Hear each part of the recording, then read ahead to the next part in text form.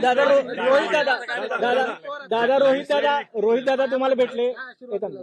नाही, त्याला म्हणजे हे का आपल्या इथं एक पद्धत आहे, मराठी संस्कृती आहे, आपण वडीलधाऱ्यांचा. आम्ही पण जर लवकर आलो असतो, काय आमच्या त्या पोलिसांनी सर्व आम्हाला शाळांनी तिकडेच नेलं, नाही तर कदाचित साहेबांची आमची पण इथं गाठ पडली असती. मी मुश्रीफ साहेबांनी, आमच्या सचिननी, मकरनामा, आम्ही सगळ्यांनी दर्शन घेतलं असतं. आपल्यामध्ये वडीलधाऱ्याचं दर्शन घेतात. तुमच्या घरी तुमच्या वडील समान व्यक्तीची भेट झाली तर दर्शन घेता होतं. प्रीती संगमावर संगम बघायला मिळाला असता दादा.